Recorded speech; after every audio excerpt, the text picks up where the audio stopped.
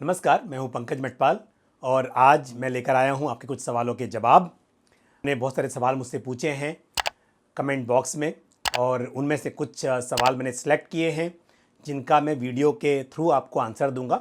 आपका कोई भी सवाल हो, mutual fund, insurance, life insurance या general insurance, health insurance, credit card, तो आप कमेंट बॉक्स में अपने सवाल पोस्ट कर सकते हैं और मैं कोशिश करूंगा कि आपके सवालों के जवाब आपको देता रहूं। तो शुरू करते हैं आज का ये कार्यक्रम और लेते हैं एक एक करके सभी सवाल। पहला सवाल जो मैं ले रहा हूं ये पूछा है मिस्टर कनन अय्यर जी ने। कनन जी का सवाल है, I am retired person of 59 years age, which mutual fund will you recommend to me for safe investment for 5 years through SIP। तो मैं अय्यर साहब को भी आंसर देना चाहूँगा और बाकी जो हमारे व्यूअर्स हैं उनके लिए भी। आप जानते होंगे कि म्यूचुअल फंड्स में ऐसा कहना सही नहीं होगा कि आपका जो म्यूचुअल फंड है वो सेफ है, क्योंकि एक डिस्क्लेमर भी है कि mutual funds are subject to market risk. ये रिस्क अलग अलग तरह के हो सकते हैं, लेकिन यदि हम बात कर रहे हैं यहाँ पर SIP की और मैं कहूँ कि आप इक्विटी फंड में SIP कीजिए ताकि आपको अच्छे रिटर्न्स मिल सकें, तो यहाँ पर मार्केट के उतार चढ़ाव का यानी कि वोलेटिलिटी का रिस्क हमेशा बना रहता है। अब क्योंकि सवाल ये है कि पैसा सेफ रहे और एज भी आपने बताई कि 59 ईयर्स की है, तो अब अगर मैं ये कहूँ कि आप म्यूचुअल फंड की कैटेगरी होती है लिक्विड फंड या फिर ओवरनाइट फंड, जहाँ पर रिस्क बहुत ही कम होता है, आपकी कैपिटल जो है वो कम हो, ऐसा रिस्क यहाँ पर ना के बराबर है, नेग्लिजिबल है। लेकिन अगेन जब आप इन्वेस्ट करते हैं म्यूचुअल फंड्स में तो आप कुछ अच्छे रिटर्न्स भी एक्सपेक्ट करते हैं। तो समस्या यह है कि एक ही स्कीम में आपको सेफ्टी भी मिले और अच्छे रिटर्न्स भी मिले, ये मुमकिन नहीं है। तो अय्यर साहब, यदि आप ये चाहते हो कि पैसा बिल्कुल सुरक्षित रहे, रिटर्न्स उसके ऊपर जितना भी मिले चलेगा, तो फिर आप लिक्विड फंड में SIP कर लीजिए, लेकिन आपको यहाँ पर 5-6% के आसपास रिटर्न्स की उम्मीद करनी चाहिए।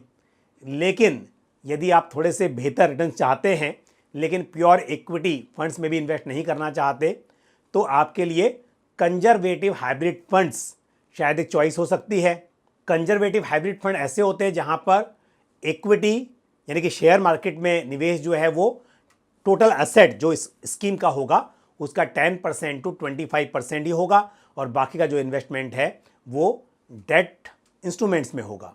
तो यहाँ पर जो इक्विटी मार्केट का जो रिस्क होता है उतार चढ़ाव वाला, वो थोड़ा यहाँ पे कम होगा, वॉलेटिलिटी रिस्क यहाँ पर कम रहेगा, लेकिन जो रिटर्न्स हैं वो आप थोड़े से लिक्विड फंड्स के मुकाबले बेहतर यहाँ पर एक्सपेक्ट कर सकते हैं। और यदि आप थोड़ा और रिस्क लेना चाहते हैं तो एक कैटेगरी होती है बैलेंस एडवांटेज फंड, जहाँ पर निवेश जो है वो इक्विटी और डेट दोनों में होता है, लेकिन उसका जो एलोकेशन है वो समय समय पर फंड मैनेजर्स अपने हिसाब से बदलते रहते हैं, चेंज करते रहते हैं। पर ऐसा भी हो सकता है कि किसी वक्त पर इक्विटी एलोकेशन 70% to 80% हो टोटल एसेट क्लास का, तो यहाँ भी रिस्क रहेगा। लेकिन अगर मैं ये कहूँ कि एक प्योर मल्टी कैप फंड है या फिर फ्लेक्सी कैप फंड है, वेल डाइवर्सिफाइड फंड है, उसके मुकाबले यहाँ पर रिस्क थोड़ा कम हो सकता है। लेकिन अगर इक्विटी मार्केट में गिरावट आती है तो वो रिस्क यहाँ पर बिल्कुल रहेगा। तो अब डिसाइड आपको करना है कि आपको कितना रिस्क लेना है और किस तरह से आपको इन्वेस्टमेंट करना है, क्योंकि आपने कहा कि सेफ्टी भी चाहिए और रिटर्न्स भी चाहिए, और ऐसी कोई स्कीम नहीं है म्यूचुअल फंड में जहाँ पर आपका पैसा बिल्कुल सेफ रहे और फिर आपको रिटर्न्स भी उस पर अच्छे मिल सकें। हालांकि डेट फंड्स में भी बहुत सारी कैटेगरीज हैं, लेकिन अगेन वहाँ पर भी अलग तरह के रिस्क रहते हैं। लेकिन जहाँ तक ऐसा माना जाए कि ना के बराबर रिस्क, तो वो लिक्विड फंड या ओवरनाइट फंड्स हो सकते हैं और वहाँ पर रिटर्न्स आपको बहुत कम मिलेंगे। लेकिन यदि आप चाहते हैं कि बैंक के फिक्स डिपॉजिट से या RD के मुकाबले आपको बेहतर रिटर्न्स मिल सकें, तो थोड़ा सा इक्विटी एक्सपोजर आपके पोर्टफोलियो में होगा, तब ये मुमकिन हो पाएगा। और ऐसे में मैंने आपको बताई हैं कि किन कैटेगरीज में आपको इन्वेस्ट करना चाहिए। और यहाँ पर यदि फंड्स के नाम बताऊँ तो यदि आप बैलेंस एडवांटेज फंड्स जिनका मैंने जिक्र किया था वहाँ इन्वेस्ट करना चाहें तो ICICI prudential balance advantage fund या आदित्य बिरला सन लाइफ बैलेंस एडवांटेज फंड्स, ये अच्छी चॉइस हो सकती हैं। कंजर्वेटिव हाइब्रिड फंड्स की बात करें तो ऐसे में SBI कंजर्वेटिव हाइब्रिड फंड या ICICI prudential regular savings fund ये शायद सही चॉइस रहेंगी। बढ़ते हैं आगे। लेते अगला सवाल जो पूछा है सुनील कुमार जी ने। सुनील जी का सवाल यह है कि 1-2 वर्ष की अवधि में निवेश करने हेतु सबसे बढ़िया फंड कौन से हैं, क्या रणनीति बनाई जानी चाहिए अधिकतम रिटर्न के लिए। तो पहली बात तो यह है, यदि आप 1-2 साल के लिए इन्वेस्ट करना चाहते हैं तो ऐसे में आपको डेट फंड्स में इन्वेस्ट करना चाहिए, इक्विटी फंड से आप दूर रहें। अब डेट फंड्स में आपको इक्विटी जैसे रिटर्न्स की उम्मीद भी नहीं करनी चाहिए। तो यहाँ पर यदि आप 1 से 2 साल के लिए इन्वेस्टमेंट करना चाहते हैं तो आपके लिए चॉइस रहेगी कुछ शॉर्ट ड्यूरेशन फंड्स की। सुनील जी, क्योंकि आप 1 से 2 साल के लिए निवेश करना चाहते हैं तो ऐसे में मैं आपको इक्विटी फंड में निवेश की सलाह तो नहीं दूंगा।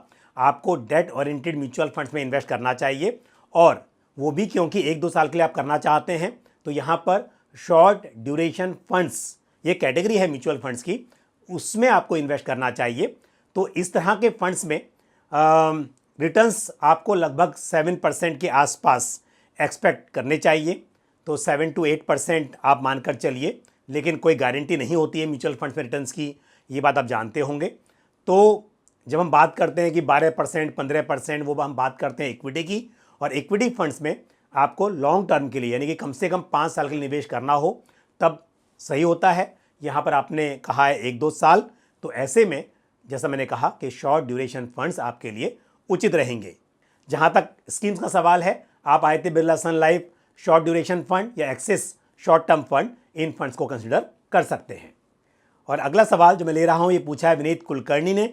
विनीत का कहना यह है कि FMCG ETF, consumption ETF, health care ETF, auto ETF, infrastructure ETF, manufacturing ETF, pharma ETF, IT ETF, all these ETFs versus all these sector stocks which is to buy for long term। अब देखिए, ऐसा है जब आप stock bye करते हैं तो आप इंडिविजुअल स्टॉक्स बाय करते हैं, लेकिन जब आप किसी इंडेक्स में इन्वेस्ट करते हैं तो आप एक बास्केट ऑफ स्टॉक्स में इन्वेस्ट करते हैं। उदाहरण के तौर पर यदि आप IT शेयर बाय करना चाहते हैं तो आप ऐसे में इन्फोसिस, TCS, टेक महिंद्रा, इस तरह से किसी भी कंपनी के स्टॉक्स बाय कर सकते हैं। लेकिन जब आप IT इंडेक्स फंड बाय करते हैं, उदाहरण के तौर पर निफ्टी IT इंडेक्स फंड, तो आपके पास 10 कंपनीज के स्टॉक्स का एक्सपोजर होता है। यानी कि आप एक इंडेक्स फंड बाय करते हैं, लेकिन उस इंडेक्स फंड का एक्सपोजर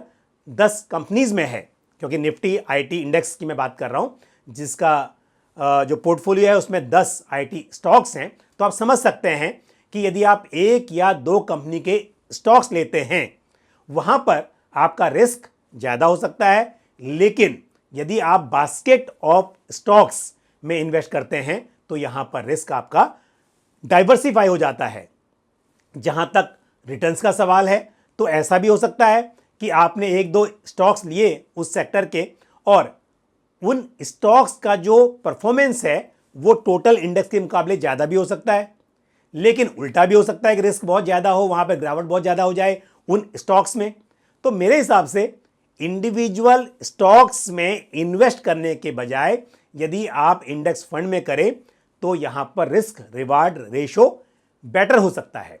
लेकिन यदि कोई इन्वेस्टर ये कहता है कि उसे स्टॉक्स की बहुत अच्छी समझ है, क्यों 10 स्टॉक्स के इंडेक्स में इन्वेस्ट करें, बल्कि एक सिंगल स्टॉक जिसमें उन्हें उम्मीद है कि बहुत अच्छे रिटर्न मिल सकते हैं, तो वो अपने हिसाब से कर सकते हैं। लेकिन एक कॉमन इन्वेस्टर के लिए मेरे हिसाब से इंडेक्स फंड में इन्वेस्ट करना बेहतर है एक इंडिविजुअल स्टॉक्स के मुकाबले। ये मैंने एग्जाम्पल आपको IT सेक्टर का दिया, लेकिन यही बात आपने जो बाकी एग्जाम्पल दिए FMCG, कंजम्पशन, सभी जगह पर ये लागू होती है।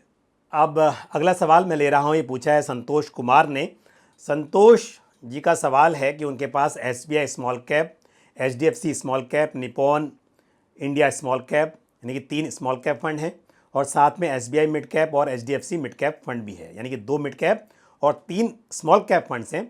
और सभी 5 फंड्स में 1-1 हज़ार रुपये की SIP चल रही है, और इन्वेस्टमेंट होराइजन है 25 ईयर्स, 25 साल के लिए इन स्कीम्स में निवेश करना चाहते हैं तो मैं ज़रूर कहूँगा कि आपने बहुत सारी स्कीम्स में एक्सपोजर लिया हुआ है। यदि आपको इस सिर्फ मिड कैप और स्मॉल कैप में ही इन्वेस्ट करना था तो दो स्कीम भी काफ़ी थी, बट कोई बात नहीं, आपने 3 स्कीम और 2 स्कीम के हिसाब से 5 स्कीम की हैं। नज़रिया 25 साल का है तो ऐसे में मिड कैप स्मॉल कैप में निवेश करना मेरे हिसाब से सही है, बिल्कुल आप कंटिन्यू कर सकते हैं। स्कीम्स के बारे में राय दूं तो एज ऑफ नाउ ये सभी अच्छी स्कीम्स हैं, तो आपका सिलेक्शन अच्छा है, आप इनमें कंटिन्यू रहिए, इन्वेस्टमेंट करते रहिए। लेकिन क्योंकि बात है 25 साल की, 25 साल में बहुत सारे बदलाव भी हो सकते हैं, स्कीम्स के फंड मैनेजर्स चेंज हो सकते हैं, फाइनेंशियल एट्रीब्यूट चेंज हो सकते हैं, तो आपको समय समय पर अपने पोर्टफोलियो को रिव्यू करते रहना चाहिए। यदि कभी लंबे समय तक ऐसा रहे कि कोई फंड परफॉर्म नहीं कर रहा है, फंड की जो स्ट्रेटजीज़ हैं वो नहीं चल रही हैं, तो ऐसे में बिल्कुल आप बदलाव के बारे में सोच सकते हैं। तो जैसा इस वक्त आपने पूछा कि 25 साल का नज़रिया है, उस हिसाब से फंड का सिलेक्शन सही है, आप बिल्कुल यहाँ पर बने रहिए। और मैं ये ज़रूर कहूँगा कि 25 साल में पैसे की वैल्यू काफ़ी घटती रहती है, तो आपको साल दर साल अपने इन्वेस्टमेंट अमाउंट को बढ़ाते रहना चाहिए। तो आप स्टेप अप SIP का सहारा लें तो वो आपके लिए और भी बेहतर रहेगा। अगला सवाल मैं ले रहा हूं जो पूछा है योगेश कौशिक ने, और इनका सवाल FD को लेकर है। जानना चाहते हैं कि 1 साल, 2 साल और 3 साल वाली FD पर क्या TDS एप्लीकेबल होगा। तो पहले मैं बता दूं कि आपके FD की अवधि कोई भी हो, ये इंपॉर्टेंट है कि उस पर इंटरेस्ट कितना मिल रहा है। एक बैंक में एक व्यक्ति के लिए अगर वो 60 ईयर से कम एज वाला है, यानी कि सीनियर सिटीजन कैटेगरी में नहीं आता है, तो एक फाइनेंशियल ईयर में 40,000 रुपीज़ तक का यदि इंटरेस्ट आ रहा है तो TDS उस पर नहीं कटेगा। यदि 40,000 के ऊपर आ रहा है तभी TDS एप्लीकेबल होगा। और सीनियर सिटीजन्स के लिए ये जो अमाउंट है, ये जो लिमिट है वो 50,000 की है, यानी कि एक फाइनेंशियल ईयर में यदि 50,000 या उससे कम का इंटरेस्ट आता है एक बैंक में की गई FD पर तो उस पर TDS नहीं कटेगा। 50,000 से अधिक का इंटरेस्ट आएगा तो उस पर TDS एप्लीकेबल होगा। तो पहली बात तो ये जाननी जरूरी है। दूसरी बात, मान लीजिए कि 40,000 या 50,000 उससे ज़्यादा भी इंटरेस्ट आता है, जैसा मैंने केस कहा कि जनरल कैटेगरी में 40,000 और सीनियर सिटीजन्स के लिए 50,000, और उससे ज़्यादा का इंटरेस्ट आ रहा है, लेकिन वो जो डिपॉजिटर है वो टैक्सेबल इनकम की कैटेगरी में नहीं आता है, यानी कि पूरे साल में जो इनकम है वो टैक्सेबल दायरे में नहीं आती है, और वो एलिजिबल है फॉर्म 15G या 15H जमा करने के लिए। 15G उसके लिए होता है जिसकी एज 60 ईयर से कम है, और जिनकी एज 60 ईयर या उससे ज़्यादा है उनके लिए फॉर्म 15H एप्लीकेबल होता है। तो वो लोग ऐसे ऐसे डिपॉजिटर 15G या 15H फॉर्म सबमिट कर सकते हैं तो उनका TDS नहीं कटेगा। लेकिन ये बात ध्यान रहे कि जो एलिजिबल है 15G और 15H के लिए, यानी कि जिनकी इनकम पूरे फाइनेंशियल ईयर में टैक्स के दायरे में नहीं आती है, वही इन फॉर्म्स को जमा कर सकते हैं और फिर उनका TDS नहीं कटेगा। ये थोड़ा सा मैंने आपको विस्तार से एक्सप्लेन किया, उसकी वजह ये थी कुछ दिन पहले मैंने एक रील बनाई थी और मैंने यही समझाने की कोशिश की थी कि कब TDS एप्लीकेबल होता है, कब नहीं होता है। तो उसमें कुछ कमेंट आए थे जहाँ पर व्यूवर्स ने कहा कि क्या है वो तो आप 15G जमा कर दो, TDS नहीं कटेगा। पर ऐसा नहीं है कि 15G कोई भी जमा कर देगा और किसी का भी TDS नहीं कटेगा। जिसकी इनकम फाइनेंशियल ईयर में टैक्स के दायरे में नहीं आती है सिर्फ वही 15G जमा कर सकते हैं। तो ऐसा नहीं है कि अगर ऐसा होता तो फिर किसी को भी क्या ज़रूरत थी अपना TDS कटवाने की, हर व्यक्ति 15G जमा कर ही सकता था ना। लेकिन ऐसा नहीं है, तो जिनके लिए ये एप्लीकेबल है वो जमा कर सकते हैं 15G या H जो भी हो, तब उनका TDS नहीं कटेगा। और यदि आपने जमा नहीं किया और आपकी इनकम टैक्सेबल नहीं थी, टैक्स कट गया, तो ITR फाइल करते वक्त आप अपना रिफंड क्लेम कर सकते हैं। और यदि आपने 15G 15H जमा कर दिया पर आपकी इनकम जो थी वो टैक्सेबल दायरे में आती है, तो ITR फाइल करते समय आपको टैक्स अपने आप जमा करना पड़ेगा। यानी TDS नहीं कटा था, बट आपने क्योंकि जो इन्फॉर्मेशन दी वो गलत दी, या हो सकता है कि उस वक्त आपकी इनकम उतनी ना हो, आपको लगा हो कि पूरे साल में इनकम टैक्सेबल नहीं होगी, लेकिन बाद में इनकम बढ़ गई, ऐसा भी हो सकता है। बट कुछ भी केस हो, यदि टैक्स नहीं पे किया गया है, कम पे किया गया है, तो बाद में पे करना पड़ेगा। और एक बात और बताता हूं कि टीडीएस कटता है 10% के रेट से, लेकिन यदि पैन आपका जो है वो वैलिड नहीं है तो ऐसे में डबल हो जाता है, 20% के रेट से टीडीएस कटता है। और ये भी जानना जरूरी है कि मान लीजिए टीडीएस 10% कटा है और आप 20% या 30% टैक्स ब्रैकेट में आते हैं, तो जो बाकी का बैलेंस टैक्स है वो भी आपको आईटीआर फाइल करते समय या उससे पहले जमा करना होगा। तो टैक्स कितना लगेगा एफडी पर, ये डिपेंड करेगा आपके इनकम टैक्स स्लैब पर, और टीडीएस जो कटेगा वो मैक्सिमम 10% के रेट पर कटेगा। और अब लेते हैं आज का आखिरी सवाल जो पूछा है राहुल वशिष्ठ ने। राहुल का सवाल थोड़ा अलग है और थोड़ा बड़ा भी है, बट बड़ा इंपॉर्टेंट है, मैं बता देता हूँ, आंसर ज़रूर दूंगा। राहुल ने पूछा है कि उन्हें हर साल 3 लाख रुपए इन्वेस्ट करने हैं और वो जानना चाहते हैं कि क्या उन्हें स्मॉल कैप म्यूचुअल फंड में इन्वेस्ट करना चाहिए या फिर स्मॉल केस में, दोनों में डिफरेंस क्या है और क्या बेहतर रहेगा। मैं आपको बता दूं कि स्मॉल केस और स्मॉल कैप दोनों बिल्कुल अलग चीज़ें हैं। स्मॉल कैप म्यूचुअल फंड की कैटेगरी है और आप जानते हैं जब आप म्यूचुअल फंड में इन्वेस्ट करते हैं तो आपका जो इन्वेस्टमेंट है वो मल्टीपल शेयर्स और सिक्योरिटीज में होता है।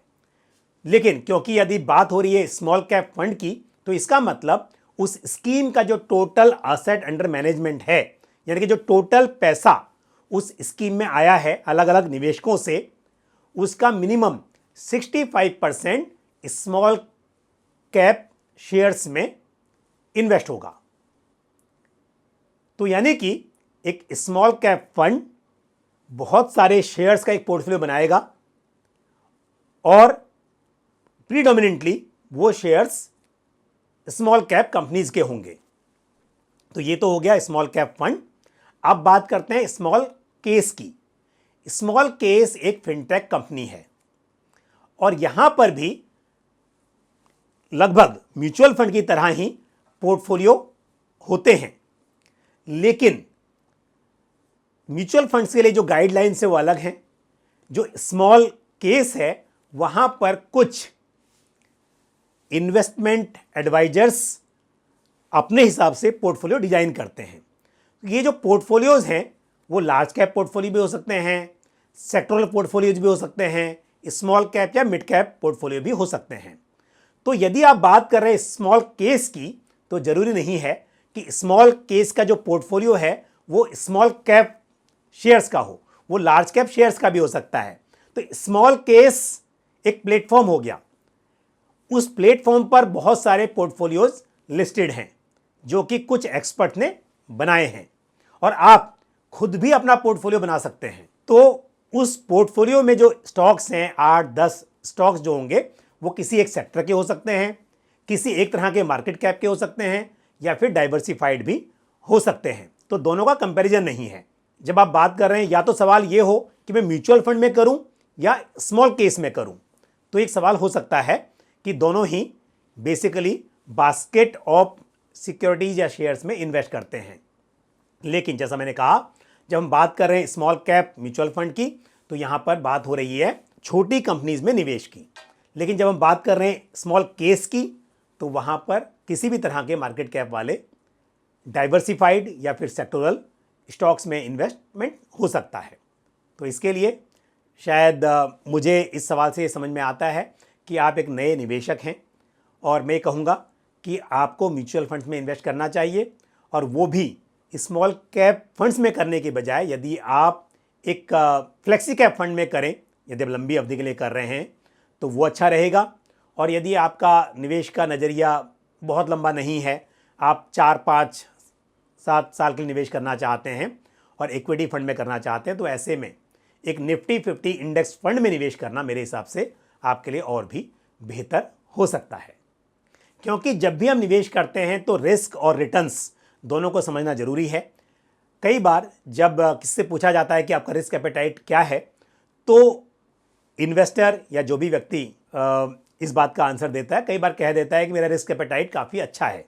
बट रिस्क एपेटाइट का मतलब क्या है? अगर मैं कहूँ कि क्या 12% अर्न करने के लिए आप 3-4% का लॉस भी सह सकते हैं। यानी कि आपने 1 लाख रुपए इन्वेस्ट कर दिए इस उम्मीद में कि मुझे उस पर 12% का रिटर्न मिलेगा, लेकिन आपको रिटर्न के बजाय 3-4% और कम हो गया, तो क्या आप इस रिस्क को बर्दाश्त कर सकते हैं? तो कई बार इन्वेस्टर्स का आंसर होता है नहीं नहीं, मेरा जो प्रिंसिपल अमाउंट है कम से कम वो तो सुरक्षित रहना ही चाहिए। तो फिर रिस्क क्या ले रहे हैं आप? तो रिस्क का मतलब ये है, तो ऐसा ही है जब आप स्मॉल कैप में इन्वेस्ट करते हैं और उम्मीद करते हैं कि आपको 15% का रिटर्न मिले लॉन्ग टर्म में, तो ऐसा भी हो सकता है कि शॉर्ट टर्म में वहां पर 25% का 20% की गिरावट भी देखने को मिल जाए। तो उससे आपको टेंशन नहीं होनी चाहिए। इसी तरह से लार्ज कैप में यदि आप 12%, 13% ऐसा रिटर्न एक्सपेक्ट करते हैं तो गिरावट भी आपको 5%, 8% की उम्मीद करनी चाहिए। ज़्यादा कम भी हो सकते हैं, उदाहरण दे रहा हूं सिर्फ मैं। कहने का मतलब यह है कि यदि आपको अच्छे रिटर्न्स की उम्मीद है तो अच्छे नुकसान की भी यहां पर कल्पना की जा सकती है। तो आपका जो सवाल था स्मॉल कैप और स्मॉल केस को लेकर, मुझे लगता है कि मैंने वो ठीक से आपको एक्सप्लेन कर दिया है। और सभी सवालों के जिनके मैंने उत्तर दिए, मुझे उम्मीद है कि ये जानकारी आपको ठीक से समझ में आ गई होगी। अगर कुछ भी डाउट है तो आप बिल्कुल अगेन अपने सवाल पोस्ट कर सकते हैं, और बाकी व्यूवर्स भी आप अपने सवाल पोस्ट करते रहिए। मैं समय समय पर उनके आपको उत्तर देता रहूँगा। और सवाल नहीं, अपने सुझाव भी आप कमेंट बॉक्स में पोस्ट कर सकते हैं। तो आज के लिए बस इतना ही। इसी के साथ मुझे दीजिए इजाज़त। अगले वीडियो में फिर आपसे मुलाकात होगी। Thank you. जय हिंद। म्यूचुअल फंड निवेश बाजार जोखिमों के अधीन है। योजना से संबंधित सभी दस्तावेजों को ध्यान से पढ़ें।